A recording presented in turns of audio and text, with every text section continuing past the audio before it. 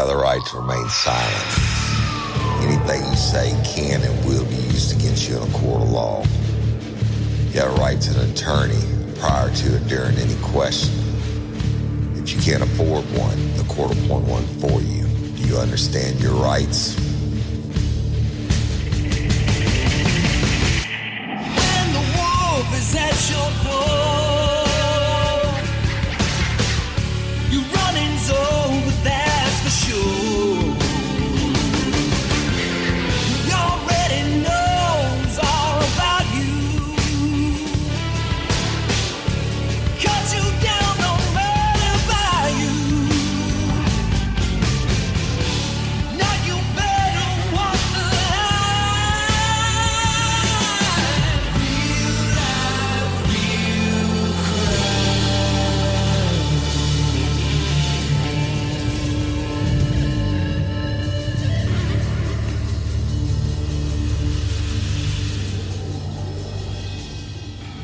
real Warning. This episode of Real Life, Real Crime, the podcast, may contain descriptions of acts of violence or that of a sexual nature and should be for people that are 18 years or older. Heed my warning, people. I do not get the facts of these cases off of the internet or from some television show. The facts I'm retelling you were presented to me by the victims of the crimes or the perpetrators who committed the crimes against the victims.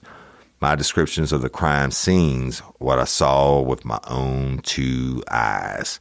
If you're going to get offended, please turn this podcast off now. Thank you. Hello, everybody, and welcome to this episode of Real Life, Real Crime, the podcast. And as always, I'm your host, Woody Overton. And this week, we're going to be continuing and concluding the story of Franklin Dale Church, which I named Fire Chief. I'm very honored again today to have my dear friend, or a longtime friend, and the best criminal defense attorney in Livingston Parish, Jasper Brock, with me. How are you, Jasper? Doing great. Great to have you back. Y'all, if you hadn't heard the series of Mo, Jasper was on the final episode, and he got to come in and testify. He was a defense attorney on that trial for Mo, and he got to talk about everything. It was fire. Best episode by far in the whole series, and hands down. But today, I brought Jasper back. I mean, thank you, Jasper, first of all, for coming back. But we brought him back so you can hear the non-Woody side of Franklin Dale Church. Now, please go back and listen to the first episode if you haven't before you hear this one. So first of all, Jasper, for the people who don't know, who haven't listened to Bloody Angola or to Mo, who are you and where are you from? What do you do? Okay, my name is Jasper Brock. I go by Jace. I've been an attorney in Livingston Parish for 30 years, around 30 years, I guess. It's hard to keep up anymore. Right. And I do exclusively criminal defense, and part of what I do is I have a contract with the public defender's office to take cases that they have a conflict on. And so just like Mo and I think you called the episode The Nice Guy, the guy that cut the baby out of the stomach. Oh, yeah. That was a conflict. Yeah. Those are Christina Constance are all conflict. Right. Generally, when it's a bad case, somehow that we find a way to conflict it, and I usually get it. But let me talk about that real quick. I think, and you can correct me if I'm wrong, I think you usually get, especially the most high-profile ones like this, because they know you have the experience. They're not going to give it to a rookie, right? Certainly they have contracts with much younger attorneys with less experience. It seems to work out that I get the worst ones. I know you get the worst, but I'm telling you, they know when it comes back on appeals that Jasper Brock's going to have done it correctly and handled his business. So I think that's why you get it. But so on Franklin Dale Church, I actually hadn't thought about him in a lot of years, and you and I were talking after the Mo episode, and I went and looked it up, and first of all, I immediately recognized his picture and who he was, and hell, I worked with him back when I was on the street, and they'd respond to crashes and, house fires and everything. You would just think he's a clean-cut, good guy, fire chief of Holden, right? That's you know how many fires they have in Holden, but it is. I mean, he still was fire chief. Right, but he did car wrecks and all kind of stuff. Right. He did everything, but in public servant, at least that's what he portrayed. And so, tell me how you came into contact with him. Okay, well, his was a unique situation. What happened? If you listen to the first episode, which I did, and it was great. Thank you. He gets arrested the first time for enticing this 13-year-old girl to meet him for sex, and I think he got caught before he could ever consummate the act. Right. But he brought her a pack of cigarettes. Yes. Right. Yeah, a specific kind of cigarette she asked for. And so he goes to jail. He had some savings, and he hires either Louis Unglesby or his son, but that law firm paid him a bunch of money to bond out. And then a couple of weeks later, or a couple of months later, I forget, he did it again, and he went back to jail. Right. What he did again is he had contact with this. So we had more than just contact. Yeah. Well, she was at least 13 at the time. This baby in my mind, right? But go ahead. So when he was having contact with her the second time, one of the sick things that he did was he gave her to his son as a birthday present. I don't remember if it was the 18th or the 21st birthday, but he had this little girl have sex with his son. And I don't remember if he watched or not. Doesn't matter if he did. So the son got arrested as well. And, of course, Mr. Church got arrested a second time. So the public defender started representing the son because Louis Unglesby or his firm represented Franklin Dale Church. Well, when they found out about the second arrest, they came in and said, "Oh, Judge, we didn't sign up for this." Right. The judge let him out and let him keep all the money. Right. And then they went, "Oh, we got to find a lawyer for Franklin Dale Church, and we can't do it because we have the son." Right. So that's how I got stuck with it. And got stuck with it. And y'all, let's go back to it. I did not cover that. I'm remiss in not covering the fact that he gave this baby girl to his son's first birthday present. And it's not sex, it's rape. And she can't consent, right? Right. And they get arrested. He gets arrested again. And now you get now I get the whole ball. The whole ball. The first charges and the second charges. So do you go in and talk to him at some point? What happens? I go in, and he's because unlike Mo, he's still alive and he's still appealing. Right. So I can't really say anything he said to me because it's attorney-client privilege. Right. But I just can't say he was not overly cooperative and not overly talkative. He just basically said, "I want to go to trial." You know, they can't prove this. Gotcha. You know? So what did you think about like his looks or his I get his demeanor? He was fairly calm about everything. I remember he had a mustache.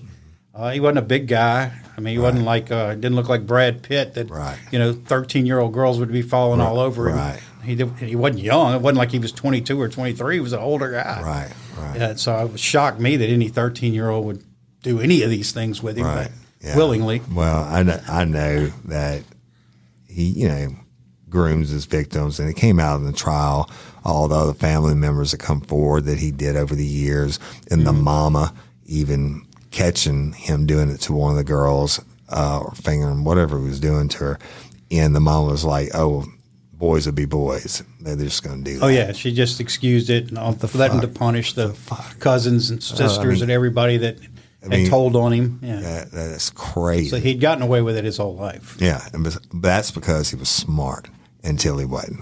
They always get careless in the end, right, and fuck up. So you go to trial, and did they offer him anything ahead of time? Well, before you go to trial, they did what was called a prior hearing. Mm-hmm. It sounds like prior, but it's not prior. But prior and prior kind of mean the same thing. Prior is a person's name. It's state versus prior. But it's, ironically, it's where they have a hearing to say if you can show where somebody did something similar. Like if you're charged with armed robbery and you were a drug dealer before, they couldn't prior that in and use it against you because it's not the same conduct. But if if you're molesting somebody and you've molested somebody in the past, then they have a hearing and the judge decides whether that's similar enough to be used against you in a trial. Showing a pattern. Right. There's a pattern or lustful disposition, and Right. there's a test that the court uses to see if it meets all the steps. And so we had a lengthy prior hearing. A lot of witnesses came forward and said, I think it was probably from 1 o'clock to 5 o'clock one day. And then that when the family members testified, Right, and stuff? all these cousins and nieces, one right after the other. Right. He did this to me, just sick crap that he did to these people. And we had, I don't know, these people aren't going to be familiar, but at the old courthouse, it gotten so many cases and it had so much business that they had to annex the church across the street. And they turned the gymnasium of the church across the street into a courtroom. Right. And so that's where we had the prior hearing, was in the courtroom annex across the street. And it was not like a normal courtroom. It was just a big room. And you had a big long table with a podium in the middle, and the judge, of course, was in front. So that you'd have the defendant and his attorney on one side of the podium and the prosecutors on the other. But you were basically at a big long table. There was just a podium separating you.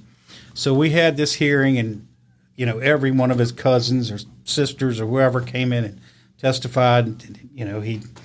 He raped them or he pinned them up against the wall and did stuff, and he was just brutal. As a defense attorney in a prior hearing, can you challenge any of that? Or all you can do is cross-examine them. But it was like one right after the other, and you're sitting there going like, what am I going to ask him? And you're looking at him, and he's just basically expressionless, No. And the only things he would say, would be like stuff like, not like I didn't do it, or it just, she's lying because, she said this happened in October, and she was never there in October. She was only there in the summer. It'd be minor details that had nothing to do with anything that proved his innocence. Right. Well, it wasn't like she was out of state. It was just she got the time wrong. Right. But anyway, at the time, the prosecutor was Charlotte Herbert, who's now Judge Charlotte Foster. Right. And I talk about her all the time, y'all. But I don't know if you've ever said this about her. Beside the fact that she's probably one of the top phenomenal prosecutors ever in this parish. Absolutely. Every bad case you ever talked about, she prosecuted. Probably one of the top I've ever worked with in my entire career. And if it was a bad case, from Gerald Bordelon to every bad case, it was her. Yeah. She didn't, they don't give it to me anybody else. Right. The Wahlberg case, every bad case she prosecuted. So, of course, this qualified. Right. But she is also the most proper person you've ever met. I've known her 25 composed. Years. I had never heard her utter a cuss word. Not a damn came out of her mouth. And we spent like 4.5 hours doing this prior hearing. And we finally finished the prior hearing, and the deputies come and take him out. And the victims go out, and she leans over in front of that podium, looks at me, and I don't want to quote her exactly because I'm making it wrong. Yeah. And she either looked at me and said, "Your client's either your client's a piece of shit, or your client's a fucking piece of shit." But either one, that came out of Charlotte's mouth. It's like, I've been doing this a long time. Gerald Bordelon, all these people, and this is the one she says, "Your client's a piece of shit." Yes, indeed. Oh my gosh, and. She always took everything to heart too. I've seen her cry a couple times at juries and closing statements and things like that. But she was like, what you do for defense, she did for the prosecution. In my mind, being the best. I wanted, and for her to get fired up like that, especially after all the cases y'all have heard me talk about in Real Life, Real Crime that Charlotte handled, and her to say that on this I'm telling you, I've been there for a lot. Even the ones I didn't handle. Right. Murders that she did, I've never heard her utter a word like that. Yeah. And I remember telling her husband, Larry Foster, that story after he didn't believe she said it. Right. Well, you know what? He is a piece of shit, or an effing piece of shit.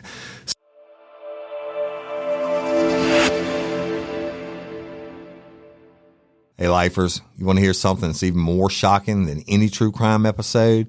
Since 2020, 2 out of 3 people report feeling extreme stress, and it's affecting their sleep and affecting their overall health. These days, stress seems to hit us from every possible angle in any environment at any time, day after day. Unfortunately, all that stress can have a serious impact on your immune, digestive, respiratory, and cardiovascular system. And of course, it can do a number on your cognitive and mental health. Wouldn't it be nice if you just had an off switch, an easy way to reboot and reset so that you could quickly find a calm, clear, and positive way to handle whatever life throws at you? Just Calm, y'all. The breakthrough new stress and mood support formula from Just Thrive. Yes, the same Just Thrive that produces our favorite probiotic. Here's what makes Just Calm so radically different from anything you may have tried before. It's the first retail available supplement to feature the proprietary psychobiotic strain known as BL1714. Psychobiotics are a new class of products that utilize beneficial bacteria to support your best mood, cognition, and emotional health. And BL1714 is the most heavily researched and scientifically verified strain available. In fact, numerous studies have shown that BL1714 can be an absolute powerhouse in the fight for your mental well-being because it quickly promotes a healthy response to everyday stress, encourages a steady, serene, and balanced mood, drives mental clarity, focus, and alertness, and even supports great energy and optimal sleep. Imagine being able to turn down the noise and turn up the calm with one addition to your daily routine that takes just seconds to implement, and it's all natural.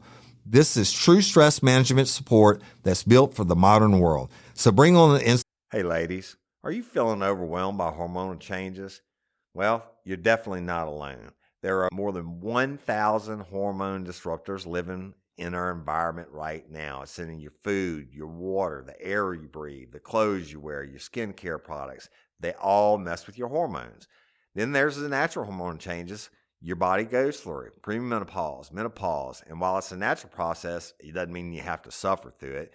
The good news is you don't have to suffer through it anymore because now you have Hormone Harmony, a formula made only with herbal ingredients that are shown to reduce hormonal symptoms in women of all ages. Hormone Harmony is not just a hormone support and supplement. It's become a phenomenon. Women can't stop talking about it on social media.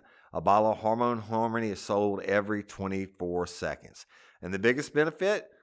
Well, my wife says it makes her feel like her own self again. And that's what women mention over and over in the reviews. And there are over 30,000 reviews for Hormone Harmony. And for a limited time, you can get 15% off your entire first order at happymammoth.com. Just use code RLRC at checkout.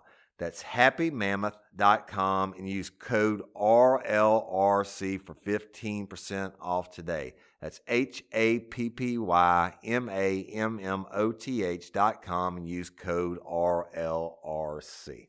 Hey y'all, let me tell you about Gobble. All Gobble meal kits are pre-prepped. That means less work for you and less waste in your kitchen. Their meal kits include everything you need so you can save time at the store or just skip that trip entirely. I got the box in and I had 3 different meals. I had a Kung Pao chicken, crispy fish tacos, and a beef bourguignon, however you say it. But let me tell you about the classic beef bourguignon. Look, it came with beef pot roast and a beef broth concentrate, red wine demi-glace, cremini mushrooms, cipollone onions, mashed potatoes, baby carrots, and rosemary thyme butter. It was so easy to make. Literally like 15 minutes it took Cindy. And let me tell you something, and all the dishes were fire, but this thing was like a taste explosion in my mouth. It's just unreal. We got to spend more time together and more time doing the things we love because everything came in this one single box right to my door. So see what a difference Gobble will make for your household. Right now, they're offering my listeners a fantastic limited time deal. You get $120 off across 4 boxes plus free shipping and free cookies. And let me tell you, those cookies, I ate one that was sin baked and it was delicious. Go to gobble.com/real life. That's GOBBLE.com/real life for $120 off your first 4 boxes. This offer is not available on the home site, so don't miss out.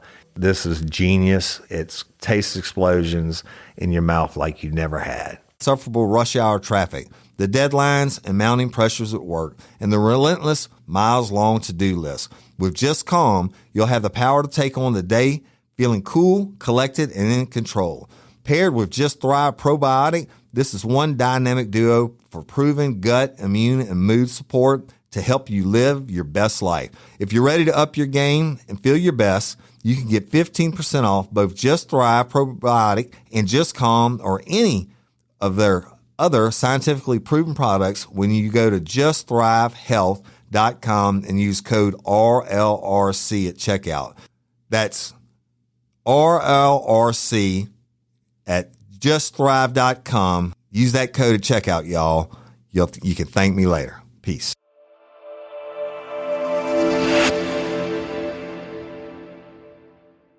So anyway, so we go through that, and then I'm like, oh, and what happened at the end of that? well, of course, the judge said, well, yeah, all this can come in at the trial. Right. And so then I, tell him, look, man, you still want to go to trial? They're going to hear all these people say all that stuff. Right. It's like, I want to go to trial. And I firmly believed that either one of two things. Either he thought that girl was never going to come and testify again, that he still had that much control over her. I believe that's what it was. And I think part of him was so proud of what he did, he wanted other people to hear it. He wanted to show off. He wanted people to know, hey, I was able to get her to do all these things. And then in the end, if she doesn't show up, Yeah. then look at me, haha. Right. But And so he wasn't interested in any offer, and I think they made him one of because it was 8 counts or something, and I think they offered him over Charlotte's objection. yeah, no I doubt. think the judge didn't want to go to trial, or had something to do that week, and I think he offered him a year on each count, so Really? consecutive for 8 years or That is something, and he was crazy. like, He said, "No," "No." and I'm like, "Are you crazy?" Ah, He's like, "No, I want to go to trial." That's crazy. Take that shit to trial.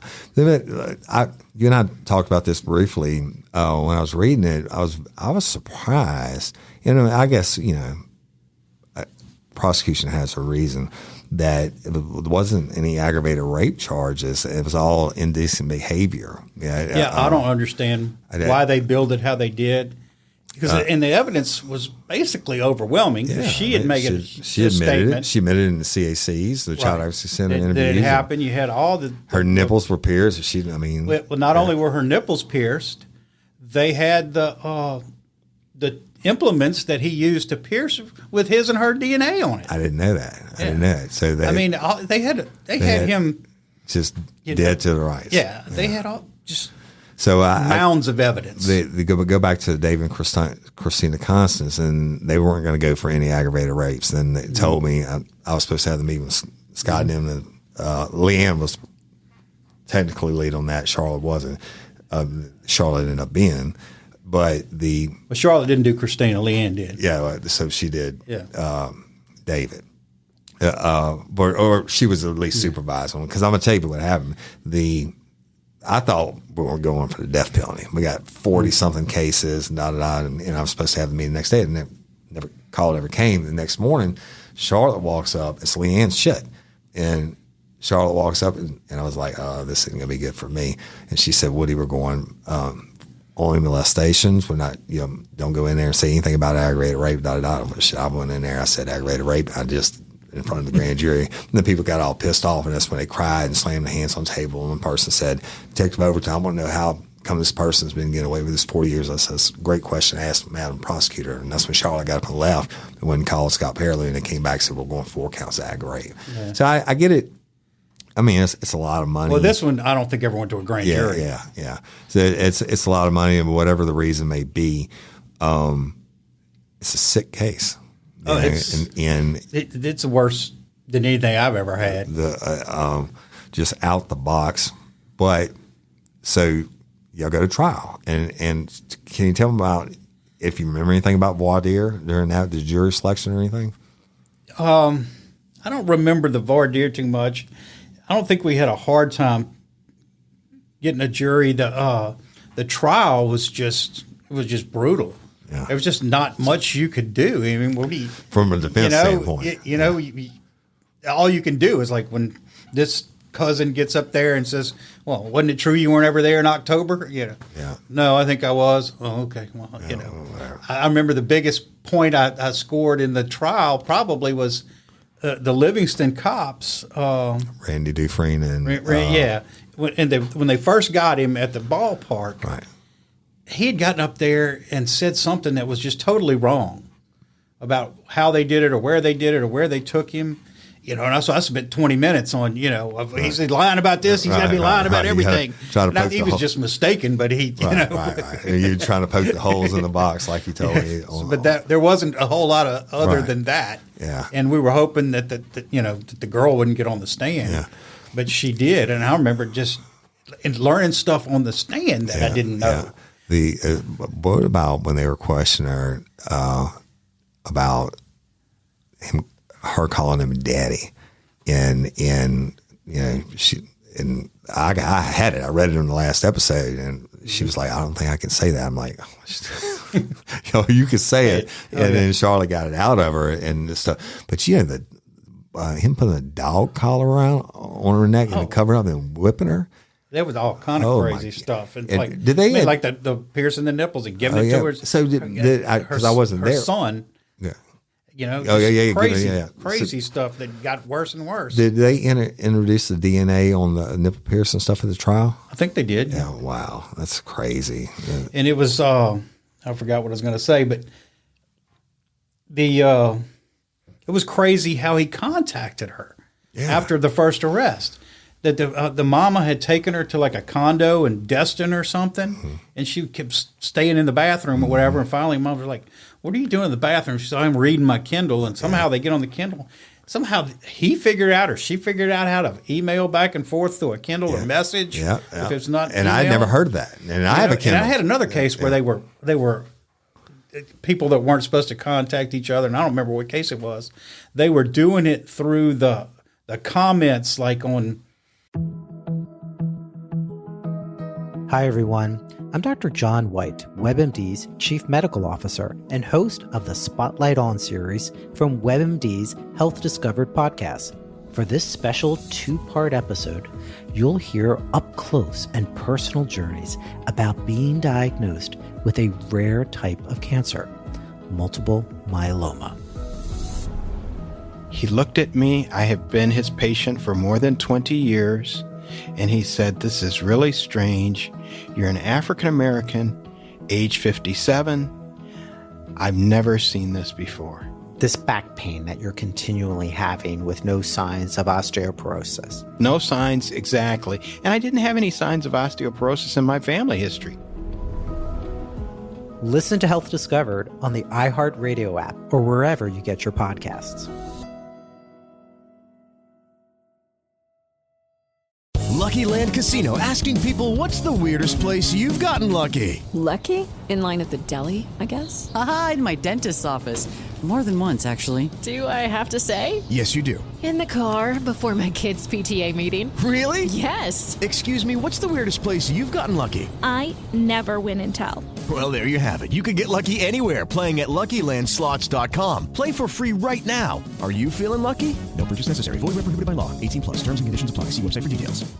Like on some game, like Words with Friends or something, you could comment at the bottom. And that's how they were sending messages, like through a game with words. Right. And so that's how they were contacting each other. And she was just 100% loyal to him. I think she contacted him and kept contacting him. He had her so groomed, right? Oh, yeah. I hope she's doing it. And I think he really believed she's never going to never going to testify against me. Pure narcissism. At the psychopathic, definitely, but and I think he thought, you have the CAC tape, but you can't. The law says you can't play that tape unless she testifies because you can't cross-examine a tape. Right. And I think he firmly believed, she's not going to ever say anything against me, and I don't think she wanted to. Yeah. Well, I mean, she had already said it in the CAC, but I'm sure she did want to. Do you remember anything about her demeanor in the courtroom or anything like that? Yeah, I think she was just scared, and then she wouldn't really look at him. She didn't want to look at him. Yeah. And I think it wasn't because she was testifying. I think she didn't want to disappoint him. Right. That's crazy. It was the whole thing was bizarre. And I remember I did something with Jim earlier. The one thing that stood out about Franklin Dale Church sitting next to him was I've sat next to a lot of people, but for some reason, maybe it's because you get beat up in the shower and whatever when you have those kind of charges. Chomos. Yeah, when I tell you, he had the worst body odor. Oh my God! I mean, it was just brutal to sit next to him, especially like that day we had to do the prayer. I mean, I'm just I'm dying. You tell him, hey, bro, or tell the deputies, please hose this bitch off before you bring him to court. Oh man! And so you had to sit there and breathe that and listen to all that. That's crazy. I don't know. So the trial goes on. I guess the ultimate nail in the coffin is when she takes the stand. Oh yeah, I mean, well, he was done when the cousins The or whatever. I family, mean, they were ready to put him in jail. Yeah.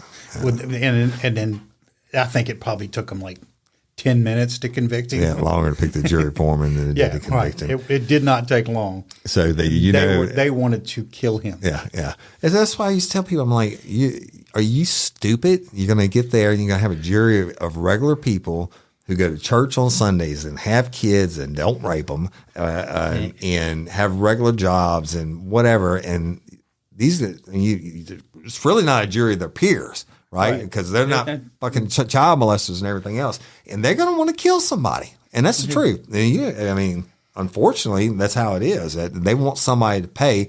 And fortunately, some of the cases that it's false convictions is because it's such a horrible crime and that they want somebody to pay. Right. And and believe me, they had no sympathy for him. Yeah. Of course, nobody did. Yeah. Once the story came out, it was like, and he just never fazed him. Yeah, so I mean, it's phasing him now. Obviously, he's filing all kind of appeals saying his sentence was excessive. And I remember afterwards the local, whatever Denham Springs paper is, it came up to me. Livingston Parish News. Yeah, Livingston Parish News came McKee, and said, well, do you have any comment about, I think it was after sentencing, after he got like 60 or 80 years, whatever he got.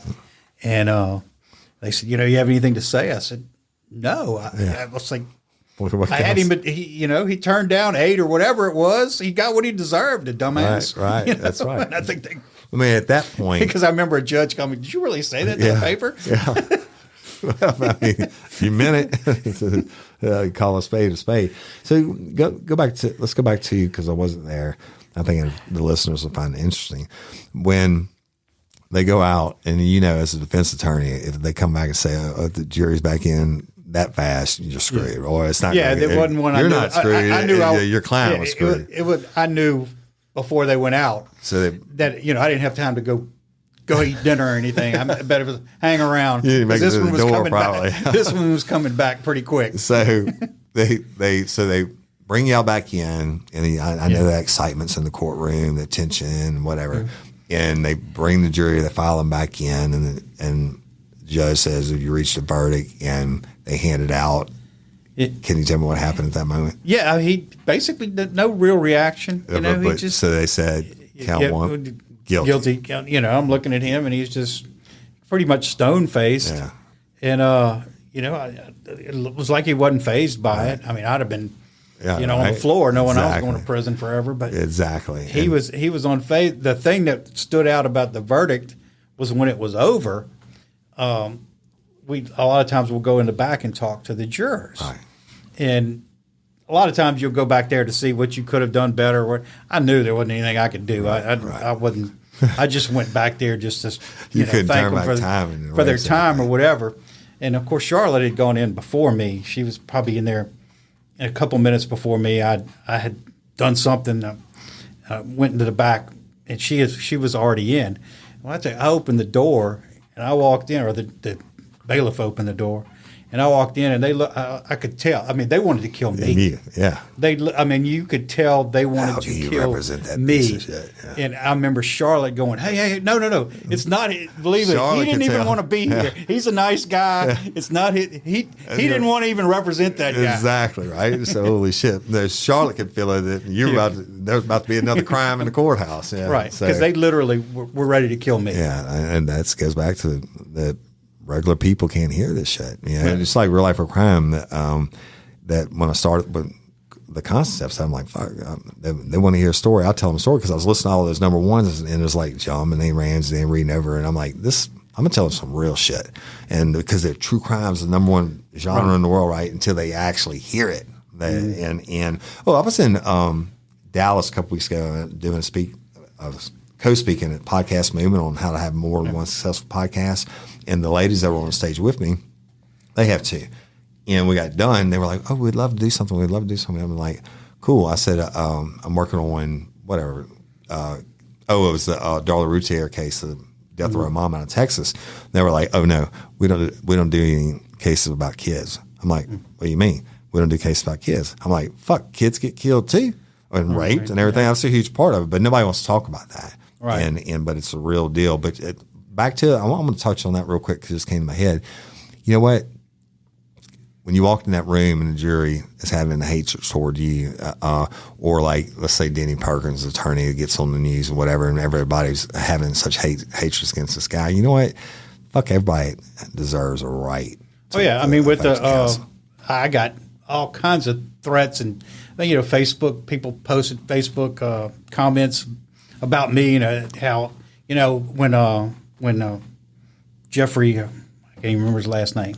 Which one? The one that cut the baby out? Yeah. I can't remember his name. Jeffrey somebody. I can't remember his last name. Mr. Nice Guy, y'all. Go listen to it. Right. And he got a deal for 20 years, and it was a negotiated deal, and the girl that got the baby cut out of her stomach was in on the deal, but I got pages and pages of Facebook comments about I should get the 20 years, and somebody should go cut something out of my wife's belly, and I was like, I didn't have any choice. Right. So I'm going to make that because, I've never talked. Spark something uncommon this holiday with just the right gift from Uncommon Goods.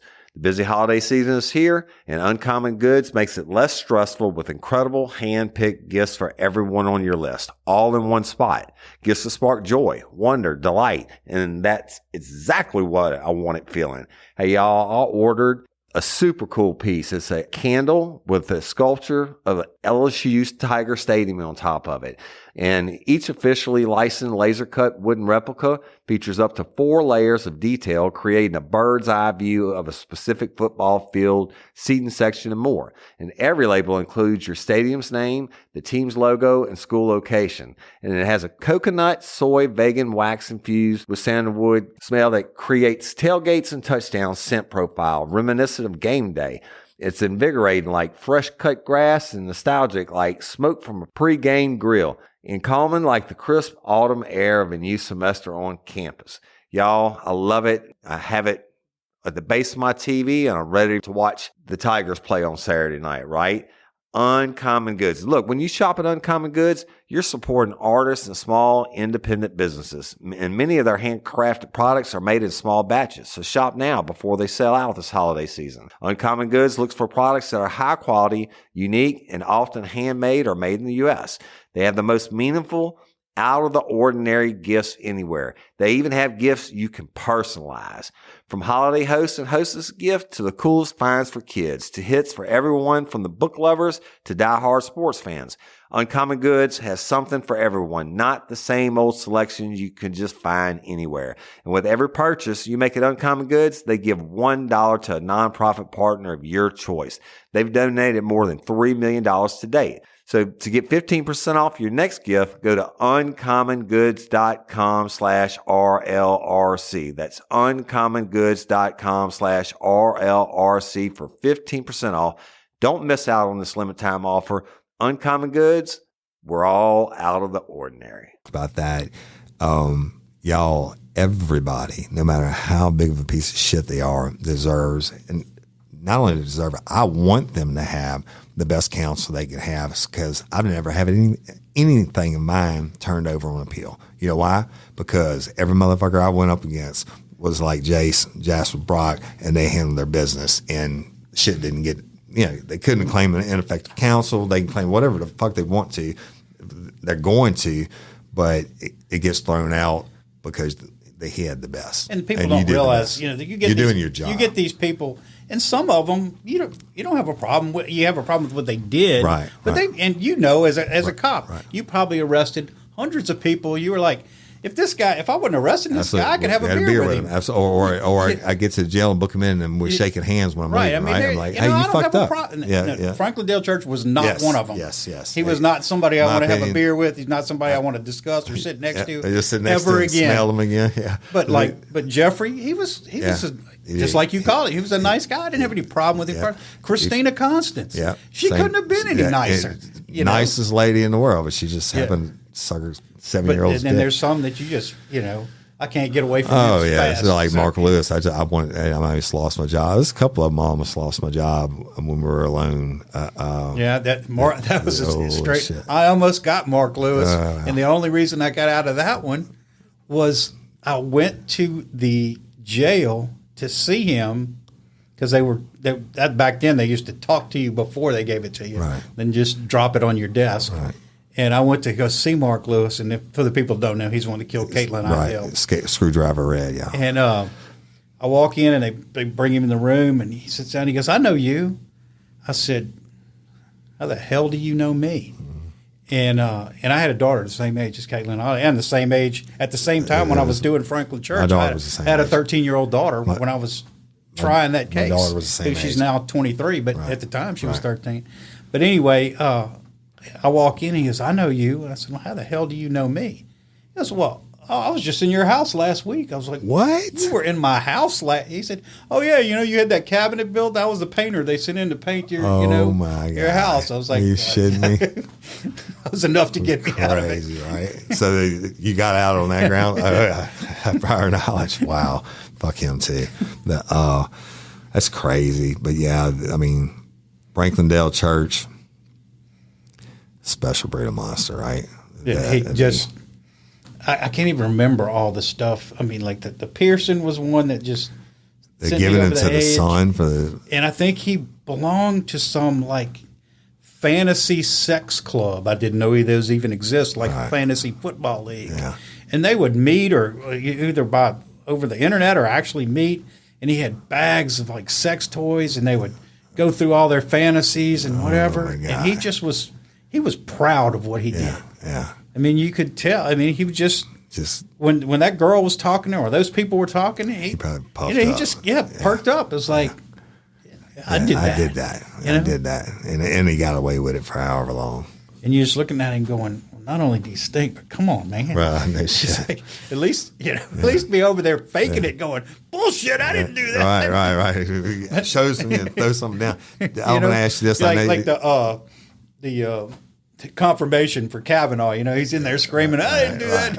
It's like, yeah, I'm sure you didn't. Buddy. This guy was like, hey, you talked before about every one of your clients when it comes to trial, you give them a yellow pad and a pen. I know you can't say if he wrote. Do you remember if he wrote anything at all? Yeah, he did. I mean, he participated, but like I said, all the time it was about, stupid details. Nothing that would negate the allegations. It was just stuff you could go up there and ask questions, but nothing that was going to change the facts. Like, she said it's happened on Tuesday. Well, she only came over on Thursdays, Okay.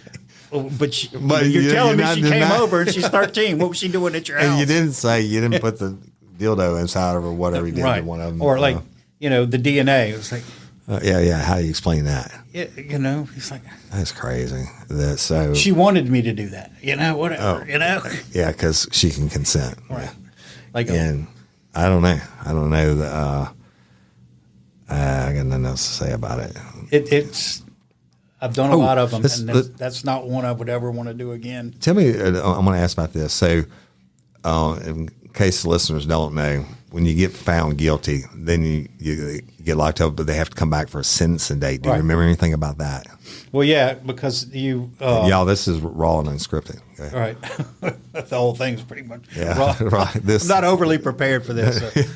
But that's the best ones. One of the things you have to do as an attorney, and it doesn't matter how the trial went, if it was a close call or it was a slam dunk or whatever, by law, you have to file a motion for new trial and a motion and a arrested verdict saying that, there wasn't enough evidence to convict him, and ask the judge to overrule the verdict or to grant him a new trial because they shouldn't have been convicted. Right. And, in cases like where it's obvious he should have been convicted. But you got to get up there in front of this courtroom full of people and argue, "Oh no, Judge, they never should have," because you. Right. But if you don't do it, it's malpractice. Right. So yeah, that's what I remember about the sentencing was.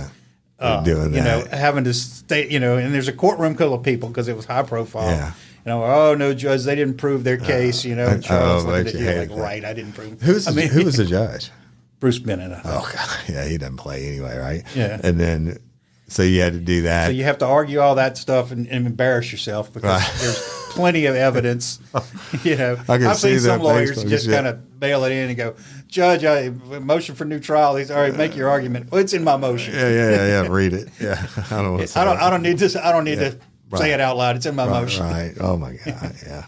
And then, he gave him the sentence, and I think he was shocked by the sentence because the judge was So like, just made him "I'm going to give you." Did anybody make victim impact statements or anything like that, or No. did he make any kind of statements? He made no himself? statement whatsoever, and the judge gave him the maximum on each count, consecutive, whatever that turned out to be. Yeah. And they've only been like 10 years per count. Yeah, I think it was he got 60 or 80 years, something like that. So it's probably 8 counts at 10 years a count. I guarantee you, if he gets the good time, he ain't getting parole. No. And that's if he lives that long because he's up at bloody Angola. And I really meant it when I know they listen, because cell phones are a big thing now on the contraband. And what better way to pass your time in prison than if you could get to listen to podcasts and shit? Or maybe it's the guards, COs that tell them, but I have people that tell me about these people. And I know this motherfucker's up there. Something against me. Yeah. Well, I'm sure he can file something against me too. You need a bag of dicks, as far as I'm concerned. But I really want the convicts, the true bad guys, the murderers, the armed robbers, whatever, to know this dude is. I'm saying this, not Jace Brock, is the lowest of the low child molesting piece of shit. Don't let him pull the wool over your eyes. I mean, hey, maybe he's using his body as a self-defense anti-rape mechanism. And I don't know if you remember, and I don't want to disparage anybody if I get in trouble for this, but his sister was a bailiff. I didn't know that. Yeah. His sister, I don't think she was still there at the time, but she was a bailiff for a couple of years before that. Yeah. And I never realized till after the case was over. Yeah. And then they said, we're going to, they'd hired an attorney to appeal it. Yeah. And she came and picked up the file, and I was like, I didn't really. Yeah. Well, you know what? On that, it's certainly not the sister's fault. And my heart, and I know yours does too, goes out to the victim and victims, plural, in this case. And even, I can't say anything about his son because he raped that little girl, but. Well, yeah, but just think about it. Yeah. His mindset is he's doing something great for his son, and he's making his son a sex offender for the rest of his life. Exactly, right? I mean, what a present from dad. That's the gift that keeps on giving, right? Register, please. Never be able to get a job or an apartment for the rest of my life. And register Thanks, wherever you go to live. Everybody in the neighborhood knows you're a child molester. Yeah, thanks, Dad. That's the best present ever. Wow. Special, kind of monster. I don't know. Yeah, it's a special level of scum. Yeah. Well, Jasper or Jace, I appreciate you coming in again. Y'all, again, this was totally raw and unscripted. That's the way I want it to be. You go back and listen to the first episode. You got to hear the defense side, which I think is important.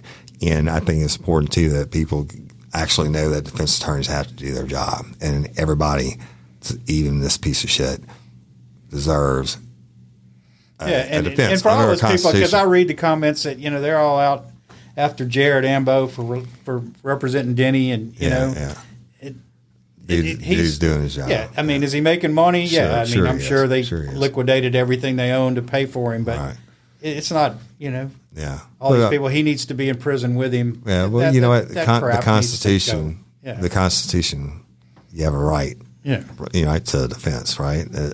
So that's part of being an American, good, bad, or indifferent. And in some of these cases, you don't have a choice. They don't ask me if I want this case. Right. Well, I guess I could terminate my contract if I didn't want it, but but I do it for the health insurance. So right there you go. But the deal is though, you do it. But you do it to the best of your ability. It's not like you're like, fuck them, I'm going to stiff them. I know because I've seen you too many times in court, and even on cases where like this one, it's a shitbag show for you. You can't win it because of the overwhelming amount of evidence. You still fought for this dude. Right, and then there's cases too that you get these murder cases, and it's murders. It's automatic life. Right. That's it. Well, why are you going to trial? You don't have a choice. Yeah, that's right. No They're attorney. not going to plead to life in prison. You might as well go to trial. I always say no defense attorney is going to plead. If you take death penalty off the table and second degree murder, they didn't offer Mo anything less than life. He had to go to trial. Right. So, and you might get that one juror or whatever that fucks it up, or if something happens later on, you get an appeal. And that's right. So take look the at shit to trial. Guys in the Wahlberg case. Yeah, I know, right? Death penalty, and now they're back down to like 25 years. I know, right? I'm gonna cover that. This guy's going to do more time than the guys that killed the Wahlberg kid. Yeah, and that was a horrible case, y'all. That's Eric Wahlberg out of Albany, and I'm gonna do that story one day after it's all adjudicated. So, Jasper, any closing thoughts? No, I appreciate you coming. Hopefully, I don't. Man, didn't say too much. You're right. In trouble. No, I don't think you said anything to get you in trouble. And y'all, I know because of the overwhelming response I had after the Mo series, I think more people want to hear from the defense aspect on cases. So will you come back again? Yeah. I loved having you, brother. It's good to see you. And y'all, I'm going to conclude this episode of Fire Chief. Say this podcast of stuff we got to say. Go listen, like, subscribe. Anywhere you can listen to a podcast. Check me out on YouTube now. Jim Chapman, my producer, has that channel up. This one will actually be on video. Most of mine aren't because I record by myself. So this, if you want to see what Jace Brock looks like and you don't know, go watch this video. Not a pretty picture. Jason and I are like two male stud models up in here on the camera right now. But go to YouTube. It's on the Real Life Real Crime podcast. I'm on Instagram and all the Facebook pages. Oh, don't forget the Real Life Real Crime community app. We were the first true crime show to ever have their own app and app stores. Download it for free. Go there. I go there first now because I keep getting fucking put in Facebook jail, and I don't even know why. But I'm the only one that censors the app, so go check that out. Patreon members, convicts. Jace, if you don't know, the convicts were what I call my subscribers through the app. Patreon and convicts, I appreciate you. You're going to get a bonus episode before October 1.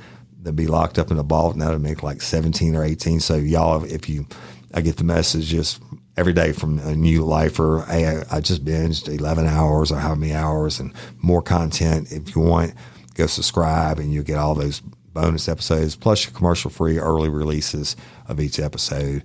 In LOPA, Louisiana Organ Procurement Agency, we're about to start the raffle in October, and we'll get. I'm going to do a special drop on all that.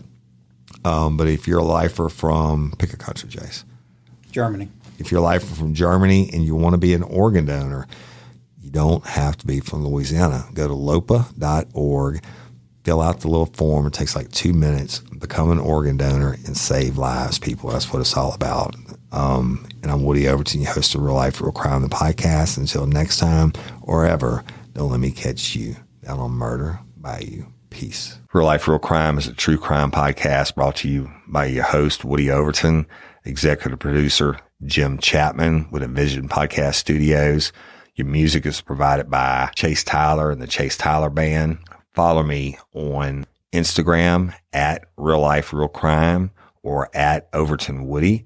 Check out our numerous social media pages. Also, go to the App Store and download our free Real Life Real Crime community app, which contains all things real life, real crime and true crime, and uncensored and run by me. Wherever you listen to a podcast, go like, subscribe, and review to Real Life Real Crime or my other podcast, Scorched Justice. Thank you.